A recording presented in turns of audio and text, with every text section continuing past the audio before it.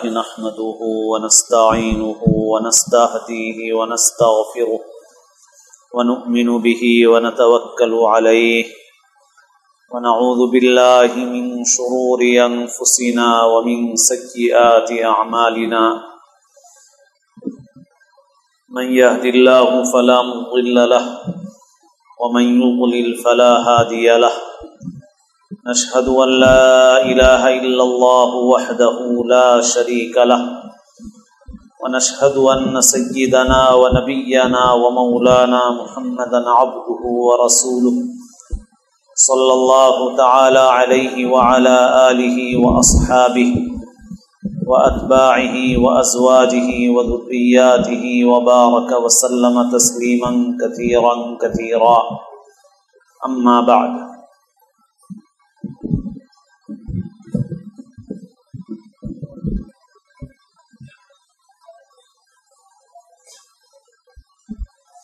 قابل احترام بزرگوں، عزیز دوستوں اور ساتھیوں، اللہ تعالی نے اپنے فضل و کرم سے آپ کو اس کی توفیق عطا فرمائی کہ آپ نے قرآن پاک تراویح میں سنا۔ قرآن پاک کا پڑھنا ایک سنت ہے یا سننا تراویح میں، اور پورے مہینے تراویح پڑھنا دوسری سنت ہے۔ تو سب سے پہلی بات ہم یہ سمجھ لیں کہ ہم نے ایک سنت کو ادا کیا ہے، اور دوسری سنت جو تراویح کی ہے وہ پورے مہینے کے لیے۔ چند دنوں میں پڑھنے کا ایک فائدہ یہ ہے کہ بھئی آدمی اگر مصروفیات کی وجہ سے ادھر ادھر جائے، کبھی صحت کی خرابی کی وجہ سے ناغہ ہو جائے، تو آدمی کا کم از کم قرآن پاک پورا ہو گیا۔ باقی یہ مطلب نہیں ہے کہ بھئی اب قرآن پاک ختم کر لیا تو لہٰذا تراویح کی بھی چھٹی ہو گئی، ایسا نہیں، جیسا کہ عام طور پر لوگوں کا مزاج بن گیا ہے، ایسا صحیح نہیں۔ اگر آپ باضابطہ جماعت کے ساتھ نہ پڑھ سکیں تو اکیلے پڑھ سکتے ہیں، علم ترا پڑھ سکتے ہیں، جو سورہ آپ کو یاد ہے اسی کو دوہرا کے پڑھ سکتے ہیں۔ آپ اس طرح اپنی تراویح پوری کر لیں، اپنی دکان میں پوری کر لیں، اپنے گھر میں پوری کر لیں، یا بعض جگہوں پر علم ترا کی بھی جماعت ہوتی ہے تو وہاں شریک ہو کے اپنی جماعت کر لیں، لیکن تراویح کا ناغہ نہ کریں۔ تراویح پورے مہینے سنت ہے۔ اس مبارک مہینے کے شروع ہونے سے عین پہلے حدیث شریف میں ہے کہ جناب رسول اللہ صلی اللہ علیہ وسلم نے لوگوں کو ایک خطبہ ارشاد فرمایا لوگوں کے سامنے، اور آپ نے فرمایا کہ اے لوگوں، تمہارے اوپر ایک ایسا مہینہ آ رہا ہے جو بہت عظمت والا مہینہ ہے، شہر عظیم، شہر مبارک، بہت برکت والا مہینہ ہے، شہر فیہ لیلۃ خیر من الف شہر، وہ ایسا مہینہ ہے جس میں ایک رات ایسی ہے جو 1000 مہینوں سے بہتر ہے۔ وہ کون سی رات ہے؟ شب قدر ہے۔ شب قدر کون سی رات ہے؟ اس کو بالکل قطعی طور پر متعین نہیں کیا جا سکتا۔ بہت سے بزرگوں نے اسے 27ویں شب میں پایا ہے، لیکن بہت سے بزرگوں کا قول یہ ہے کہ وہ ہر سال ایک ہی رات میں نہیں رہتی، وہ بدلتی رہتی ہے۔ اور یہ اللہ تعالیٰ کا ایک نظام ہے کہ بعض قیمتی چیزوں کو اللہ تعالیٰ چھپا دیتے ہیں تاکہ ناقدری نہ ہو، اور بھی بہت سی حکمتیں ہیں۔ جیسے جمعہ کے دن ایک گھڑی ہے قبولیت دعا کی، مگر واضح طور پر بتایا نہیں گیا کہ وہ کون سی گھڑی ہے، ایسے ہی شب قدر ہے۔ علماء کے تو مختلف اقوال ہیں۔ بعض علماء تو یہ کہتے ہیں کہ پورے سال میں چکر لگاتی ہے، اور بعض کہتے ہیں کہ پورے رمضان میں چکر لگاتی ہے شب قدر، اور اکثر کا قول یہ ہے کہ آخری عشرے کی راتوں میں سے کسی رات میں ہوتی ہے۔ کون سی رات میں ہو سکتی ہے قطعی طور پر نہیں کہہ سکتے، لہٰذا اس کو خاص طور پر آخری عشرے میں ڈھونڈنا اور تلاش کرنا ہے۔ اور ڈھونڈنے اور تلاش کرنے کا مطلب ہم لوگوں نے ایک یہ بنا لیا کہ جلد سے کرنا ہے، لیکن یہ کوئی زیادہ اچھی بات نہیں۔ اسی وجہ سے کم جگہوں پہ جاتا ہوں میں، اور جہاں یہ سلسلہ چل پڑا ہے وہاں میں کہتا بھی ہوں کہ دیکھو یہ کچھ زیادہ مناسب بات نہیں ہے، کیونکہ ان راتوں کی تلاش اور ان راتوں کی اصل قدر یہ ہے کہ ہم اپنا وقت انفرادی عبادتوں میں زیادہ سے زیادہ لگائیں، نہ یہ کہ جلسوں میں لگائیں۔ دین کی ضروری باتیں کچھ دیر سن لو سنا لو تو ٹھیک ہے، تو بعض جگہوں پر سلسلہ ہے تو ایک آدھ جگہ جا کے سنا دیتا ہوں، مگر اکثر یہ کہتا ہوں کہ دیکھو سلسلہ نہیں ہے تو شروع مت کرو، کیونکہ یہ تلاش شب قدر کا یہ طریقہ نہیں ہے۔ تلاش شب قدر کا طریقہ یہ ہے کہ وہی 1 گھنٹہ نماز پڑھنے میں لگاؤ، تلاوت میں لگاؤ، ذکر میں لگاؤ، ان چیزوں میں لگاؤ۔ دین کی بات سننا تو ہر وقت ہو سکتا ہے۔ تو بہرحال یہ ہے کہ آخری عشرے میں اور آخری عشرے کی طاق راتوں میں خاص طور پر اس کو تلاش کرنا چاہیے۔ مگر ہمارے حالات کچھ ایسے ہیں کہ پہلے 2 عشرے میں جتنے نمازی ہوتے ہیں بالعموم آخری عشرے میں مسجدوں میں اتنے بھی نمازی نہیں ہوتے۔ یعنی جو اصل کریم اور مکھن ہے، جو اس مہینے کا سب سے قیمتی حصہ ہے، وہ آخری عشرہ ہے۔ اسی لیے ہمارے نبی صلی اللہ علیہ وسلم آخری عشرے میں اعتکاف کرتے تھے اور پابندی سے کرتے تھے۔ صرف جہاد کے سفر کی وجہ سے آپ نے اعتکاف چھوڑا، ورنہ اعتکاف نہیں چھوڑا مدینہ منورہ آنے کے بعد آپ نے۔ تو وہ جو آخری عشرہ سب سے قیمتی عشرہ ہے، ہمارا حال یہ ہے کہ پہلے 2 عشرے میں تو مسجد میں ہیں اور آخری عشرے میں نہیں ہیں۔ کہاں گئے بھائی؟ بازار چلے گئے، مرد بھی بازار چلے گئے اور عورتیں بھی بازار چلی گئی۔ مسجدوں میں نمازی کم ہو گئے اور بازار میں لوگ زیادہ ہو گئے۔ تو یہ نہیں ہے۔ یہی عرض کر رہا ہوں کہ دیکھو آپ فارغ ہوئے ہیں قرآن پاک سننے سے، مگر تراویح پڑھنے سے فارغ نہیں ہوئے، اور جو آخری عشرہ ہے وہ تو بہت قیمتی ہے، اس میں تو زیادہ سے زیادہ تراویح بھی پڑھنا ہے اور نفلیں بھی پڑھنا ہے اور بھی کام کرنا ہے۔ اور آپ صلی اللہ علیہ وسلم نے فرمایا کہ یہ مہینہ ایسا ہے، شہر جعل اللہ صیامہ فریضہ، اللہ نے اس مہینے کے روزے فرض فرمائے ہیں۔ روزہ فرض ہے، اسلام کے ارکان میں سے ایک رکن ہے، اسلام کا ایک ستون ہے۔ جیسے پلر اور ستون کے بغیر عمارت نہیں رہتی، ویسے ہی ان ارکان کے بغیر اسلام نہیں رہتا زندگی میں۔ نام رہ جائے گا مسلمان کا مگر اسلام نہیں رہے گا، حقیقی معنوں میں مسلمان نہیں رہے گا۔ 5 چیزیں جن پر اسلام کی بنیاد رکھی گئی ہے وہ کیا ہے؟ ایک تو کلمہ طیبہ کی گواہی دینا، اور نماز، روزہ، حج، زکوٰۃ، 4 چیزیں۔ ایمان کے بعد 4 اعمال ہیں، ان پر اسلام کی عمارت کھڑی ہوئی ہے۔ اس لیے ہر مسلمان کو جو صحت مند ہے، جس کو کوئی عذر نہیں ہے، بالغ ہو چکا ہے، اللہ کے احکام کا مکلف ہو چکا ہے، اس کو روزے کی پوری پابندی کرنا چاہیے، روزہ چھوڑنا نہیں چاہیے۔ بہت سے ہم میں سے ایسے ہیں کہ بہت صحت مند ہیں، ہٹے کٹے ہیں، مگر روزہ کبھی رکھ رہے ہیں اور کبھی چھوڑ رہے ہیں۔ اور بعض لوگوں کا حال یہ ہے کہ ان کو بہت گراں ہے روزہ رکھنا۔ یہ اس بات کی علامت ہے کہ ہماری روح جو ہے وہ گندگیوں میں مبتلا ہے، بہت کمزور ہو گئی ہے۔ دیکھیے بعض چھوٹے چھوٹے بچے، 10 سال کی عمر کے بچے بڑے شوق سے اور بڑی پابندی سے روزے رکھ رہے ہیں، اور ہم 25-30 سال کے ہٹے کٹے ہیں اور بڑے صحت مند اور پہلوان ہیں، اور ہم سے روزہ نہیں رکھا جا رہا۔ کیوں نہیں رکھا جا رہا؟ وہ بچہ کیسے رکھ رہا ہے؟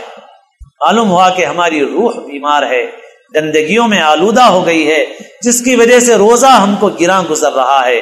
اس لیے بہت فکر کرنا چاہیے، ماحول بدل دو، اس کے لیے ماحول بدل دو، نیک لوگوں کی صحبت میں رہو، نیک ماحول میں رہو، بری صحبتیں، بری دوستیاں، برا ماحول چھوڑو، تو انشاءاللہ نیک کام آسان ہو جائے گا۔ جس ماحول میں آدمی رہتا ہے اس کا اثر قبول کرتا ہے۔ روزہ رکھنے کا اہتمام کرنا چاہیے، اور اللہ نے رات کا قیام مسنون فرمایا، اس کا اہتمام کرنا چاہیے، یعنی تراویح پڑھنا چاہیے، اور اس کے علاوہ بھی جس قدر ہو سکے نوافل کا، تہجد کا اہتمام کرنا چاہیے۔ اور آپ نے فرمایا کہ اس مبارک مہینے میں جو شخص خیر کا کوئی ایک کام کرے گا اس کو ایسا ثواب ملے گا جیسے دوسرے مہینوں میں فرض ادا کیا، اور جو ایک فرض ادا کرے گا تو ایسا ثواب ملے گا جیسے دوسرے مہینوں میں 70 فرض ادا کیے، یہ فرمایا۔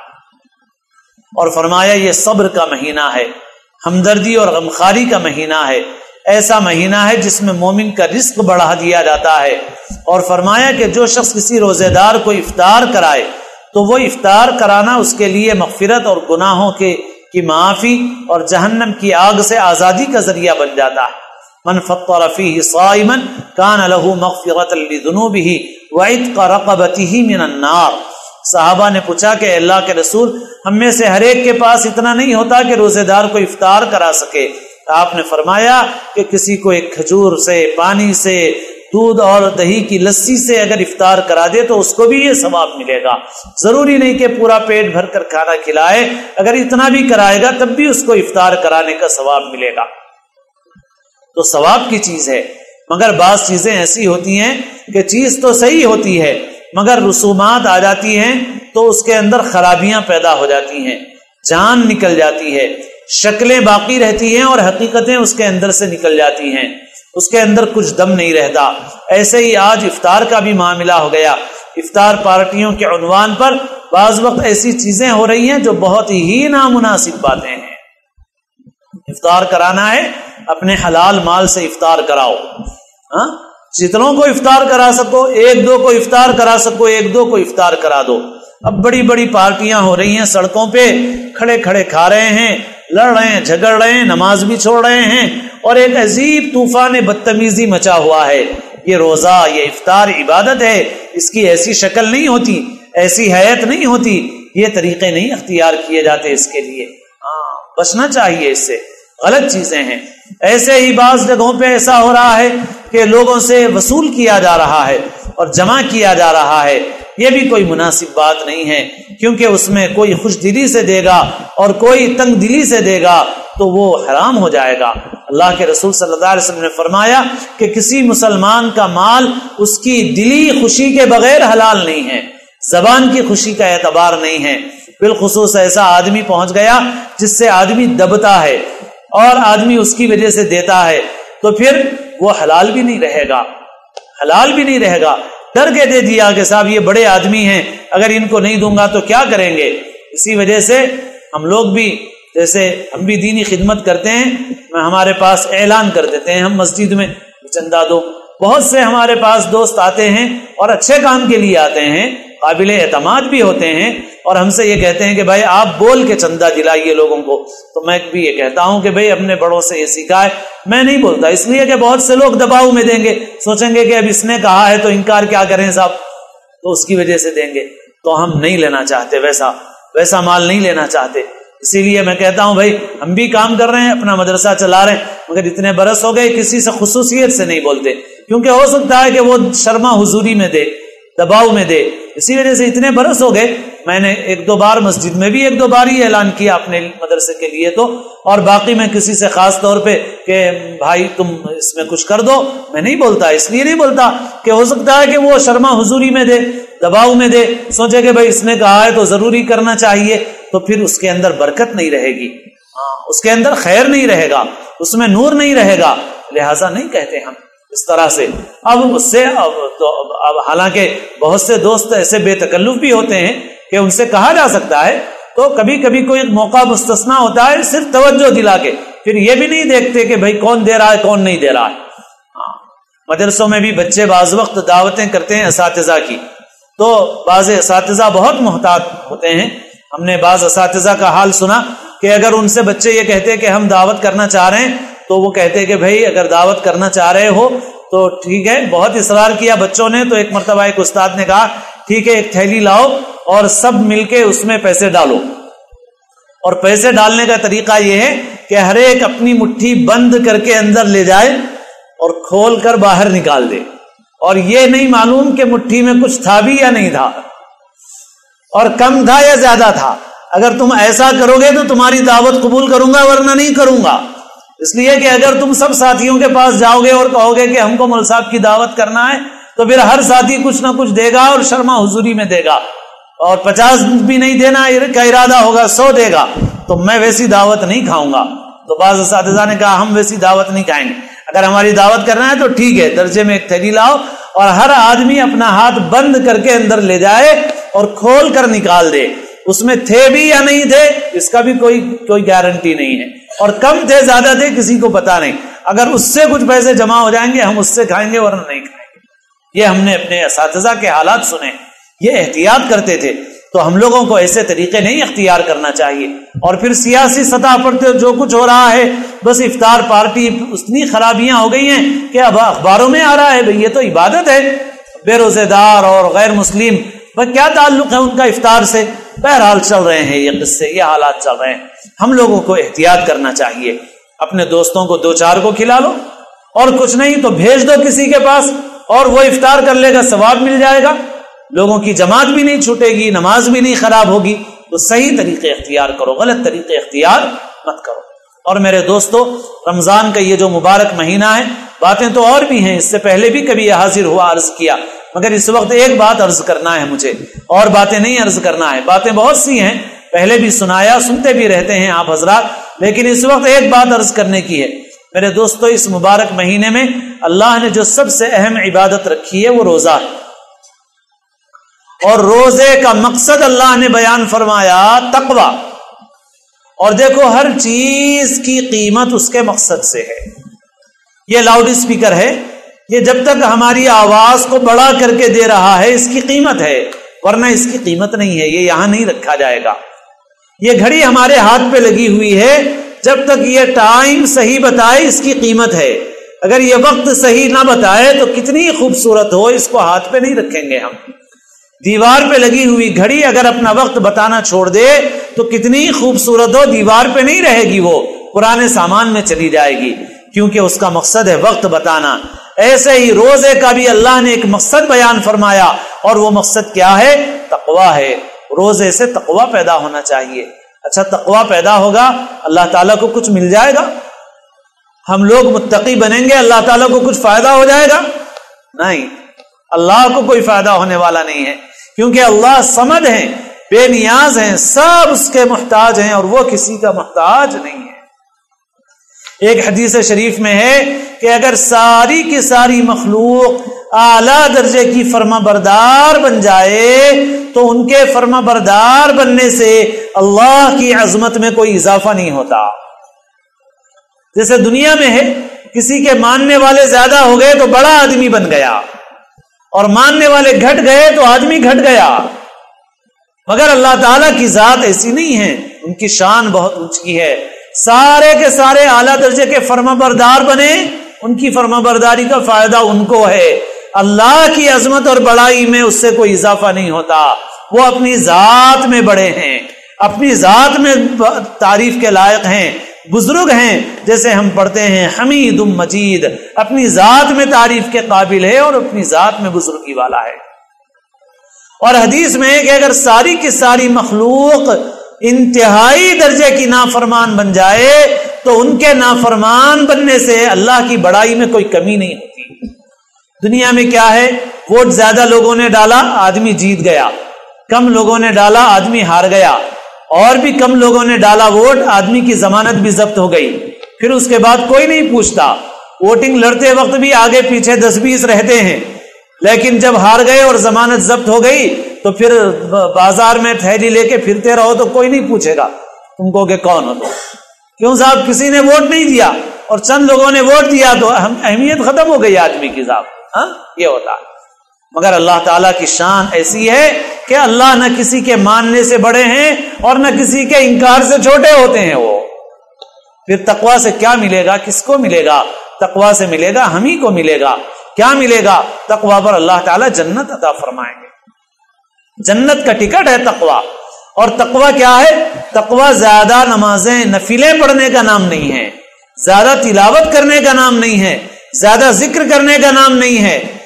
تقوی نام ہے فرائض اور واجبات ادا کرتے ہوئے گناہ سے پوری طرح بچنا. یہ ہے تقوی.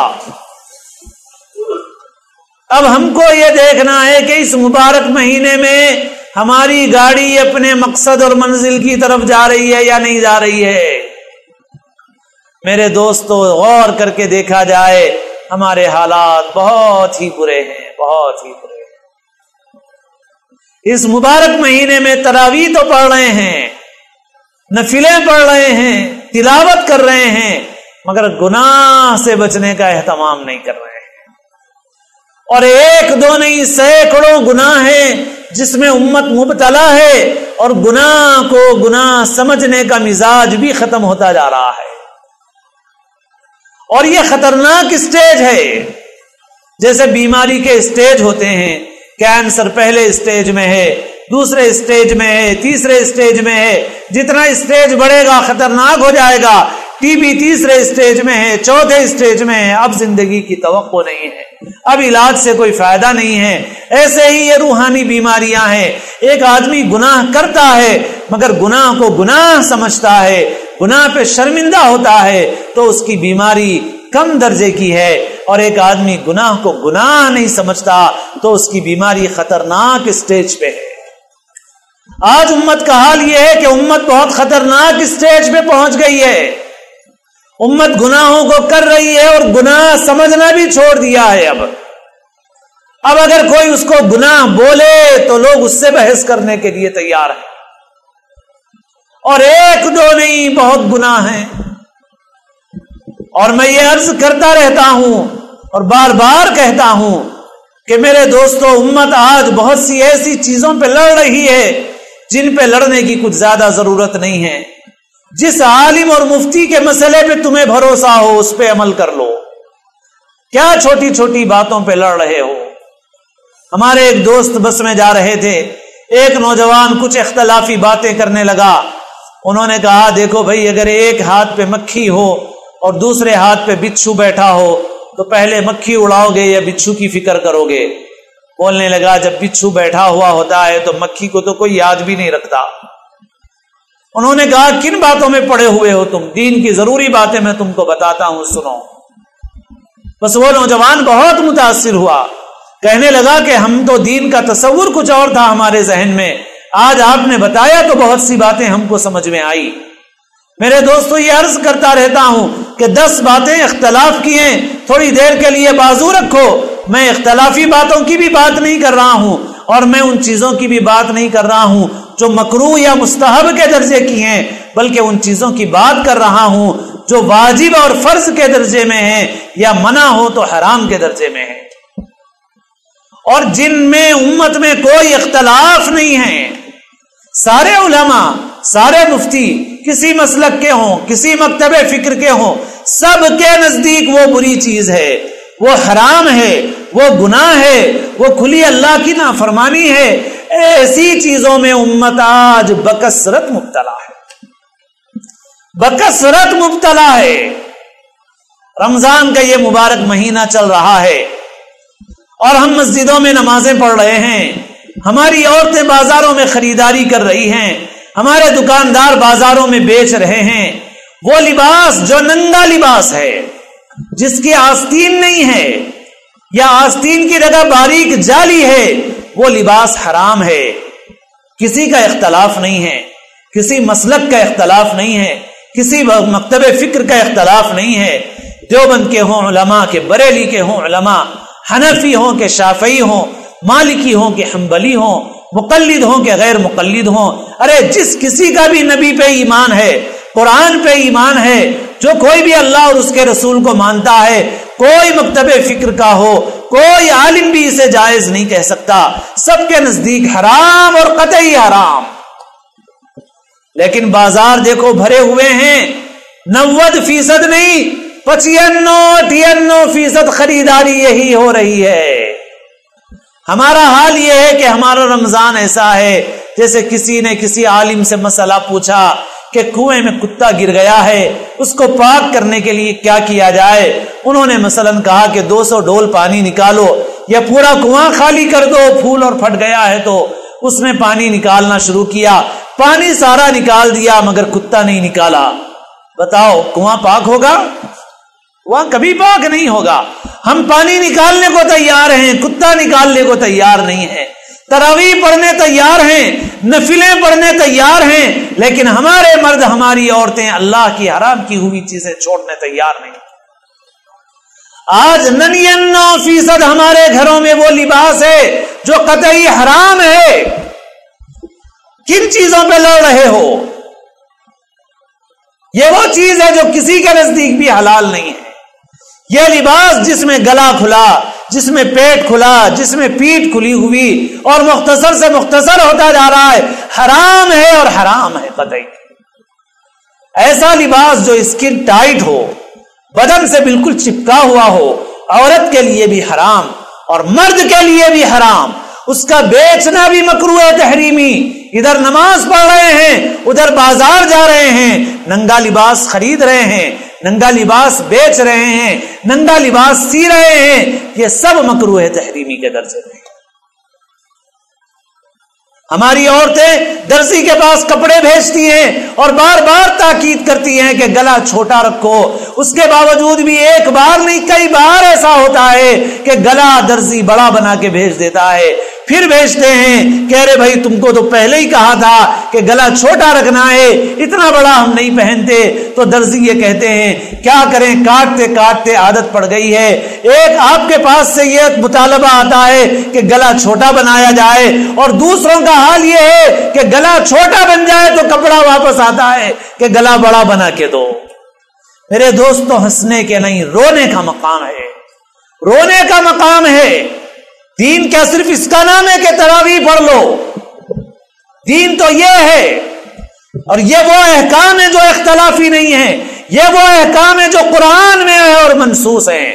وَلْيَضْرِبْنَ بِخُمُرِهِنَّ عَلَى جُيُوبِهِنَّ وَلَا يُبْدِينَ زِينَتَهُنَّ۔ قرآن نے صاف صاف ایسی صراحت سے ایسی کھول کر باتیں بیان کی ہیں، پردے کے احکام دیے، لباس کے احکام دیے، تو کہا کہ عورت کو یہ چاہیے کہ کپڑے تو بھرپور پہنے ہی پہنے، کپڑے پہننے کے بعد بھی اوڑھنی اس طرح سے اوڑھے کہ اپنے گلے کے اوپر اس طرح سے ڈال لے کہ گلا بھی چھپ جائے اور سینہ بھی چھپ جائے۔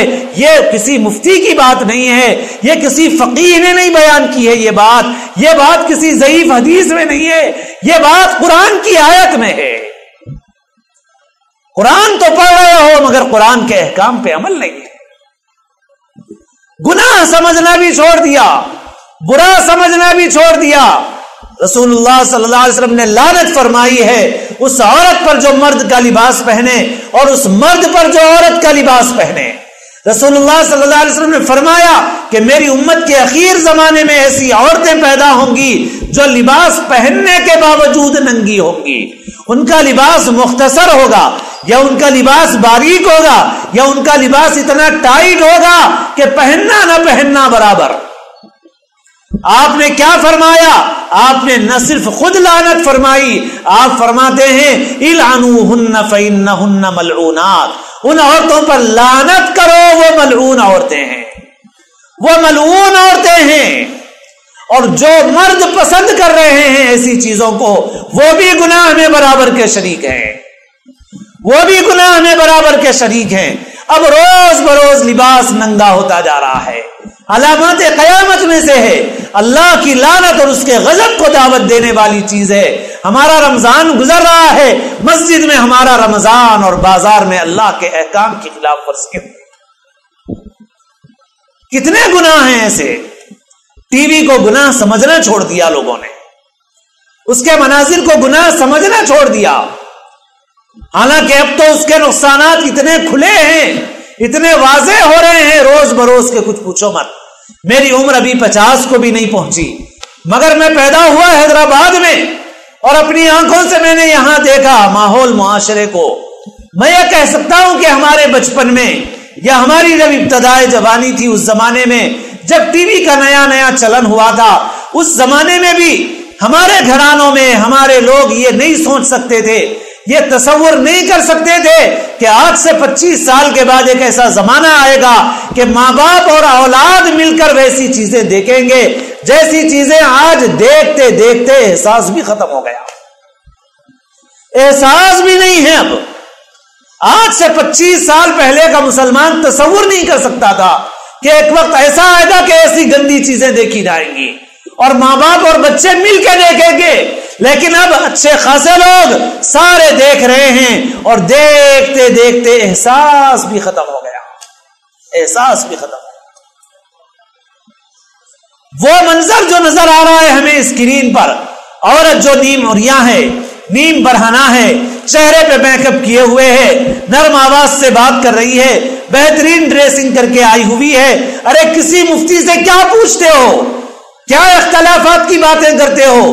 کیا مسلکوں کی باتیں کرتے ہو؟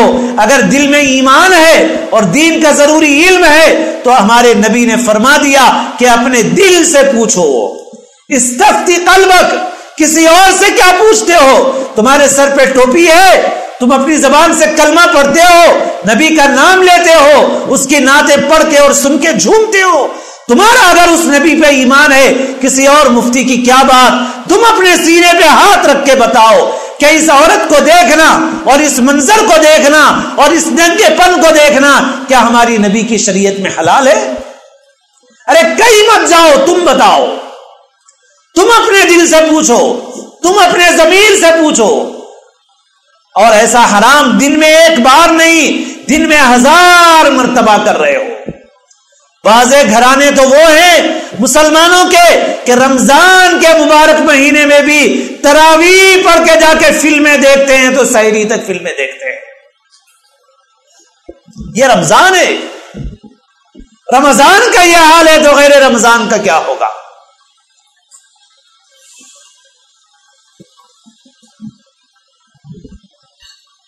دینی چینل ٹی وی پہ ہیں، وہ بھی فتنہ ہیں. لوگ سمجھتے ہیں اچھی چیزیں ہم دیکھ رہے ہیں. مسائل میں جو کنفیوژن ہے وہ تو الگ ہے، اس کے علاوہ بھی اللہ کی کھلی کھلی نافرمانیاں ہیں اس میں. ہم جس نبی پر ایمان رکھتے ہیں اس نبی کی تعلیم اور اس نبی کی لائی ہوئی شریعت کا ایک حکم سنو اور سمجھو کہ ہماری شریعت کیسی ہے.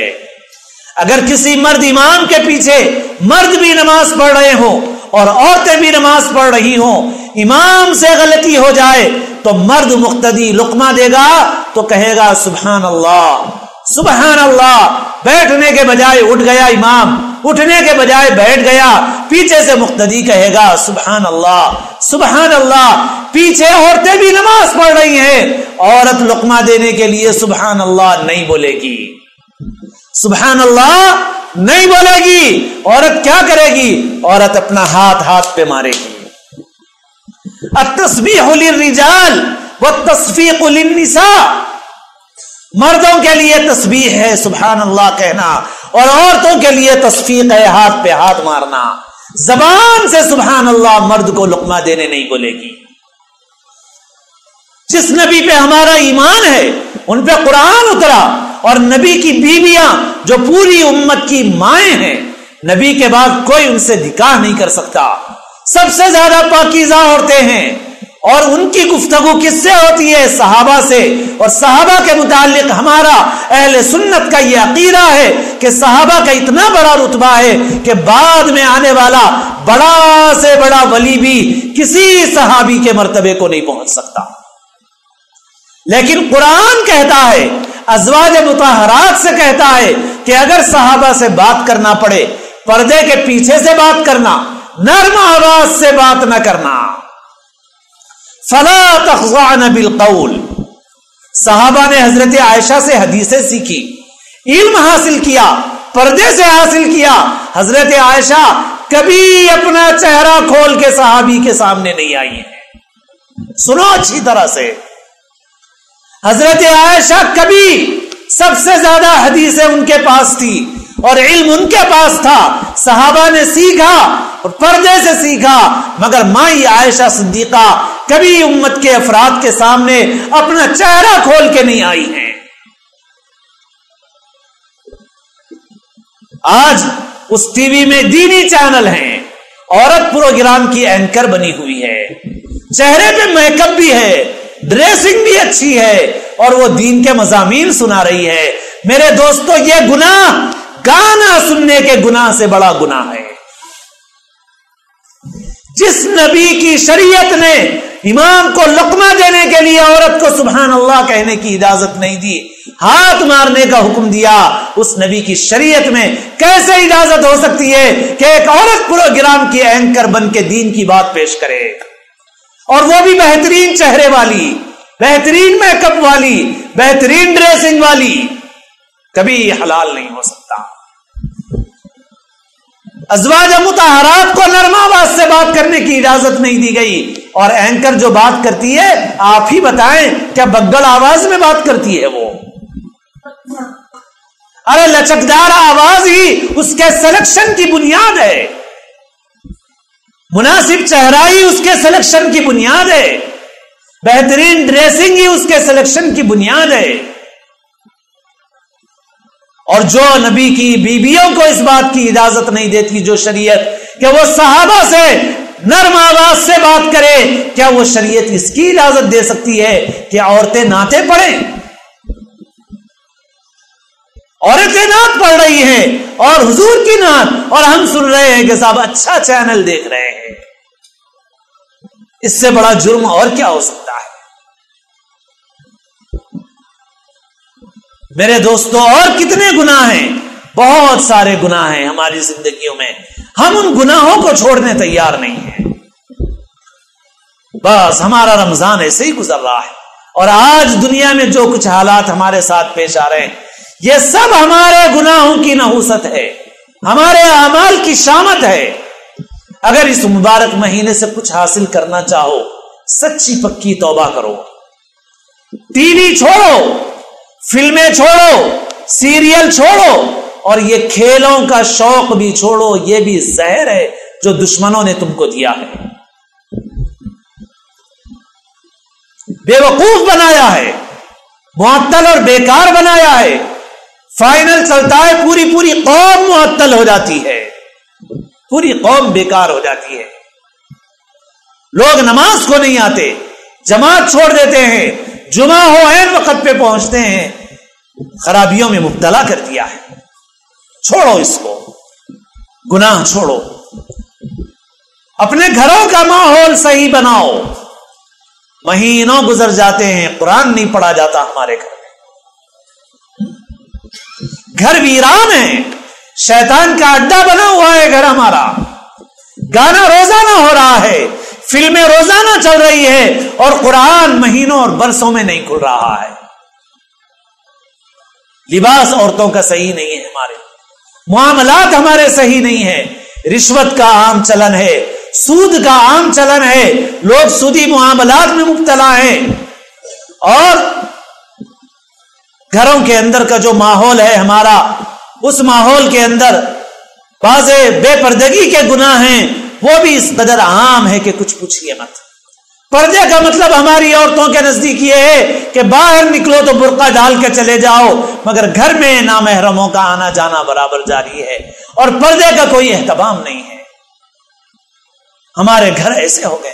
اپنے گھر کے ماحول کو صحیح کرو، لباس صحیح بناؤ، اور شراب نوشی وہ بھی بہت بڑھتی جا رہی ہے، ام الخبائث ہے وہ۔ جب شراب کی حرمت کا حکم آیا، صحابہ کرام اس سے پہلے شراب پیتے تھے، کیونکہ جاہلیت کے زمانے میں عربوں کی گھٹی میں شراب پڑی ہوئی تھی، اور وہ بعض اچھے کام بھی شراب پی کے کرتے تھے، بہادری کے جوہر دکھاتے تھے، سخاوت کے جوہر دکھاتے تھے، شراب پیتے تھے، جوا کھیلتے تھے، اور جتنا جیتتے تھے پورا کا پورا لوگوں پہ خرچ کر کے آ جاتے تھے۔ ان کا ایک کلچر تھا، خرابیاں تھی اس میں، ہمارے دین نے مٹایا۔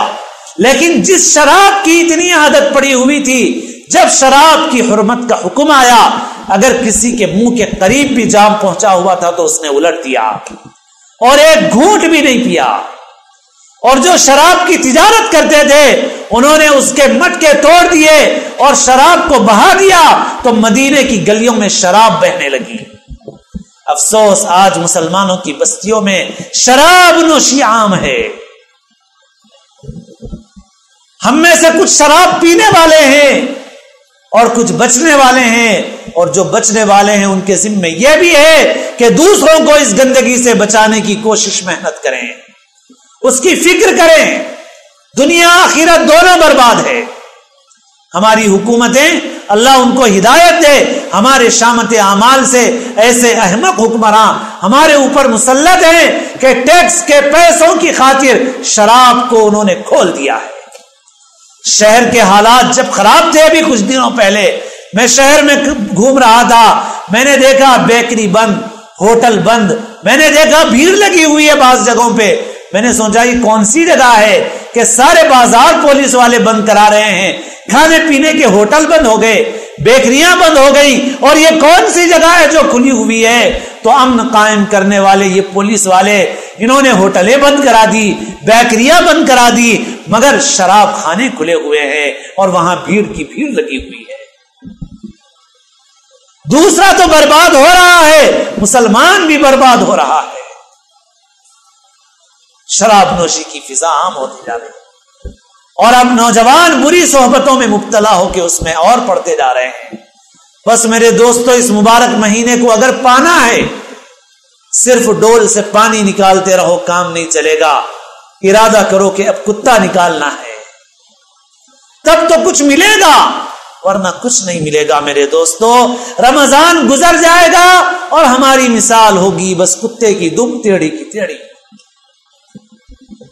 ایک نوجوان نے ابھی بتایا مجھے کہ 2-4 سال سے عید کے موقع پر فلمیں ریلیز ہو رہی ہیں، تو بہت سے بچوں کو رمضان اور عید سے زیادہ فلموں کا انتظار ہے.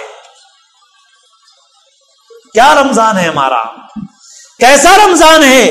یہی فلمیں دیکھ دیکھ کر تو بے حیائی آ رہی ہے، ایسی بے حیائی کہ کچھ پوچھو مت. سیلاب آ رہا ہے بے حیائی کا، گندگی عام ہوتی جا رہی ہے. جو گندگی فلموں سے پیدا ہو گئی تھی، ٹی وی سے پیدا ہو گئی تھی، رکاوٹیں راستے کی سیل فون نے ختم کر دی. اب راستہ کھل گیا برائیوں کا، رشتے ٹوٹ رہے ہیں، اعتماد ختم ہو رہا ہے، گھریلو زندگی برباد ہو رہی ہے. شادی کر کے لاؤ بچی کو تو بھروسہ نہیں کہ اس بچی کا شادی سے پہلے کس کس سے تعلق تھا. اور کتنے واقعات ایسے سامنے آ رہے ہیں کہ شادی کے بعد حالات ظاہر ہو گئے، اور ایسے بھی حالات ہمارے سامنے آئے کہ برائیاں معلوم ہو گئی، بچے نے معاف کر کے رکھ لیا، مگر اس کے بعد بھی بچی کہتی ہے مجھے سیل فون چاہیے، بغیر اس کے نہیں رہوں گی. ایک نوجوان آیا، اس نے کہا میں نے اپنی بیوی سے غلطیاں ساری معلوم ہو گئی اس کی، میں نے معاف کر دیا دل بڑا کر کے.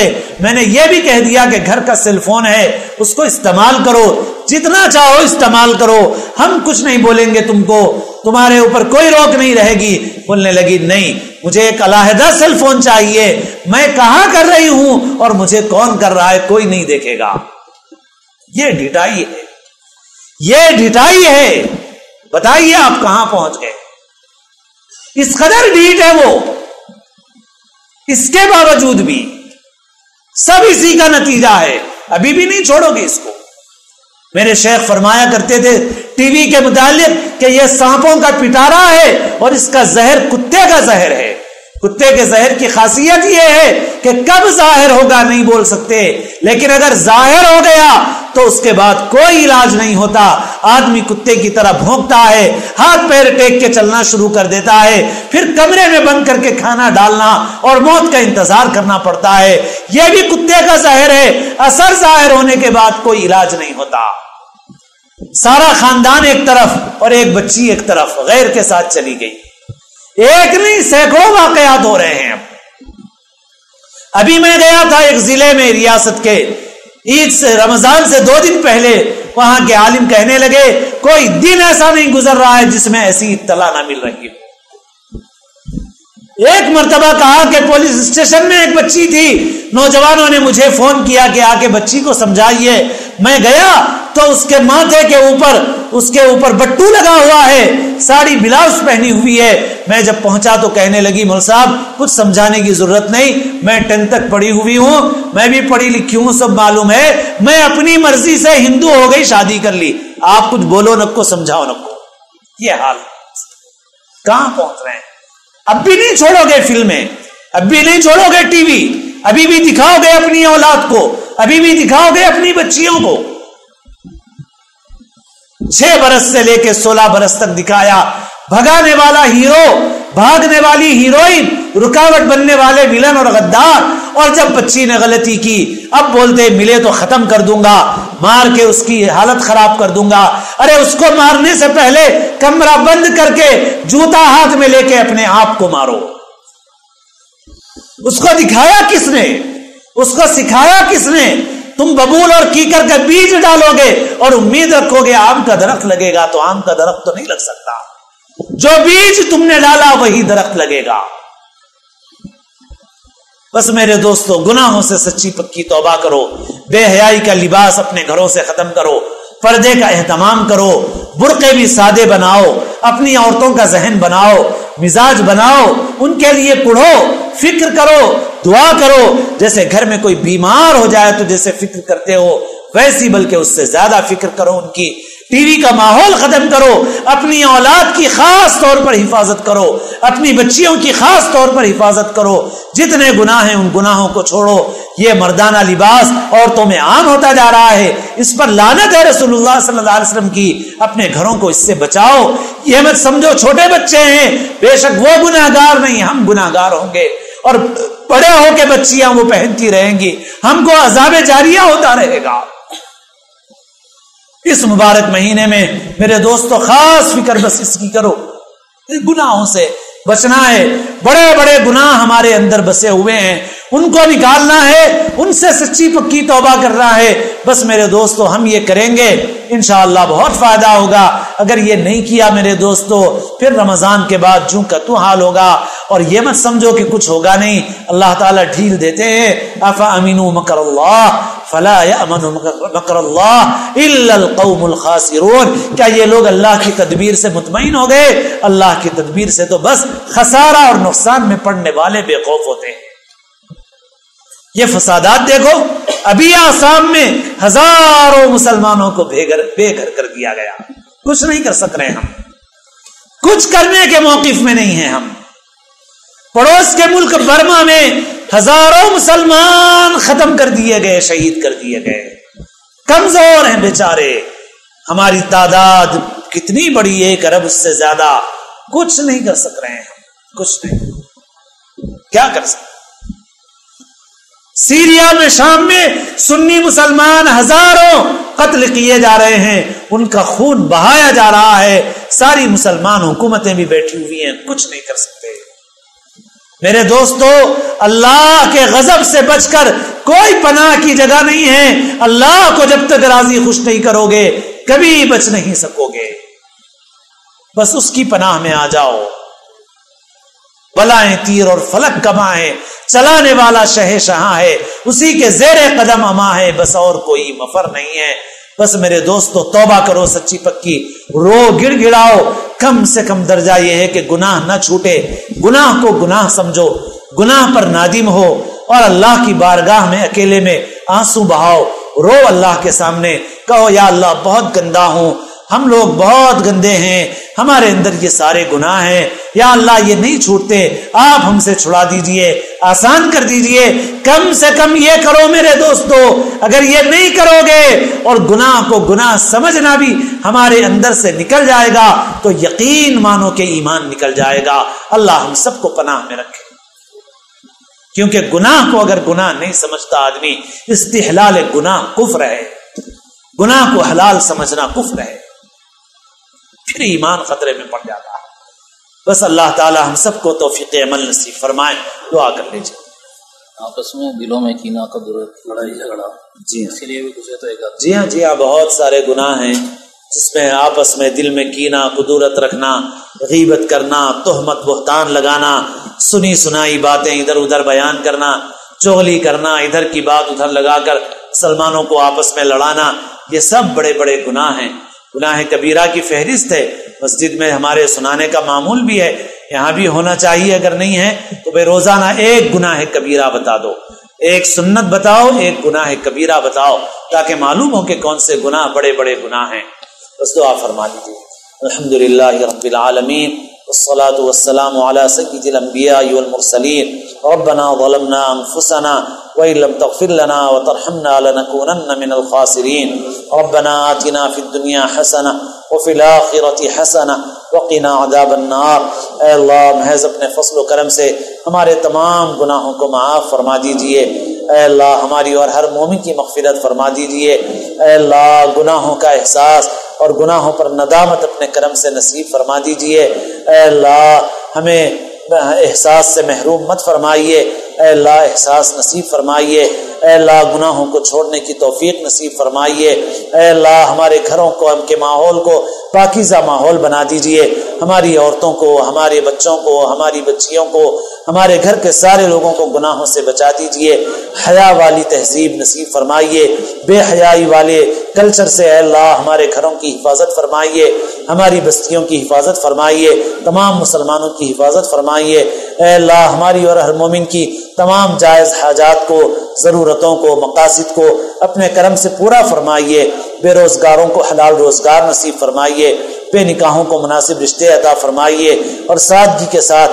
شریعت کے احکام کے مطابق نکاح کی توفیق نصیب فرمائیے، اے اللہ جن لوگوں نے ہم سے دعاؤں کے لیے کہا یا ان کا حق ہے یا وہ ہم سے امید رکھتے ہیں، اے اللہ ان سب کے جملہ مقاصد حسنہ کو پورا فرما دیجئے، اے اللہ ہر خیر نصیب فرمائیے، ہر شر سے ہماری حفاظت فرمائیے، ہماری دعاؤں کو محض اپنے فضل و کرم سے سرور عالم سیدنا محمد رسول اللہ صلی اللہ علیہ وسلم کے صدقے و طفیل میں قبول فرمائیے، یا رب صلی وسلم دائما ابدا علی حبیبک خیر الخلق کلہم، جزا اللہ عنا سیدنا و مولانا محمد ما هو اہلہ صلی اللہ علیہ وسلم، سبحان ربک رب العزت عما یصفون وسلام علی المرسلین والحمد للہ رب